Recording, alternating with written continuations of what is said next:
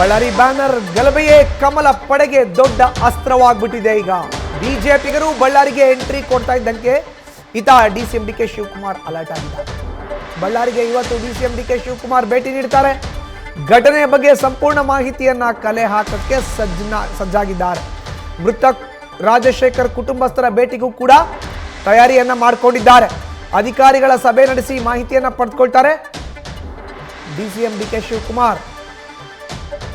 ಇವತ್ತು ಬಳ್ಳಾರಿಗೆ ತೆರಳ್ತಾ ಇದ್ದಾರೆ ಕೆಪಿಸಿಸಿ ಅಧ್ಯಕ್ಷ ಹಾಲಿ ಡಿಸಿಎಂ ಡಿ ಕೆ ಶಿವಕುಮಾರ್. ಯಾವಾಗ ಬಿಜೆಪಿ ನಾಯಕರು ಎಲ್ಲರೂ ಕೂಡ ಬಳ್ಳಾರಿಗೆ ಎಂಟ್ರಿ ಕೊಟ್ಟರು, ಅದು ವಿಧಾನಸಭೆ ವಿಪಕ್ಷ ನಾಯಕ ಇರಬಹುದು, ವಿಧಾನ ಪರಿಷತ್ನ ವಿಪಕ್ಷ ನಾಯಕ ಇರಬಹುದು, ಬಿಜೆಪಿ ರಾಜ್ಯಾಧ್ಯಕ್ಷ BY ವಿಜಯೇಂದ್ರ ಇರಬಹುದು, ಕೇಂದ್ರ ಸಚಿವ ವಿ ಸೋಮಣ್ಣ ಇರಬಹುದು, ಎಲ್ಲರೂ ಕೂಡ ಯಾವಾಗ ಬಳ್ಳಾರಿಗೆ ಭೇಟಿ ಕೊಟ್ಟರೋ ಸತ್ಯಶೋಧನಾ ಸಮಿತಿಯನ್ನು ರಚನೆ ಮಾಡಿದಂಥ ಕೆಪಿಸಿಸಿ ಅಧ್ಯಕ್ಷ ಡಿಸಿಎಂ ಡಿ ಕೆ ಶಿವಕುಮಾರ್ ಇವತ್ತು ತಾವೇ ಖುದ್ದಾಗಿ ಅಖಾಡಕ್ಕೆ ಎಂಟ್ರಿಯನ್ನು ಕೊಡ್ತಾ ಇದ್ದಾರೆ. ತಾವೇ ಹೋಗೋದು, ಅಲ್ಲಿ ಸ್ಥಳ ಪರಿಶೀಲನೆ ಮಾಡೋದು, ಏನಾಯಿತು ಅಂತ ಮಾಹಿತಿಯನ್ನು ಕಲೆ ಹಾಕೋದು, ಜೊತೆಗೆ ಗಲಭೆಯಲ್ಲಿ ಮೃತಪಟ್ಟಂಥ ಕಾಂಗ್ರೆಸ್ನ ಕಾರ್ಯಕರ್ತ ರಾಜಶೇಖರ್ ಕುಟುಂಬಕ್ಕೆ ಹೋಗಿ ಸಾಂತ್ವನವನ್ನು ಹೇಳಿ ಬಳಿಕ ಅಧಿಕಾರಿಗಳನ್ನು ಕರೆಸಿ ಮಾಹಿತಿಯನ್ನು ಕಲೆ ಹಾಕಿ ಅದಾದ ನಂತರ ಸುದ್ದಿಗೋಷ್ಠಿಯನ್ನು ಮಾಡೋರು ಇದ್ದಾರೆ.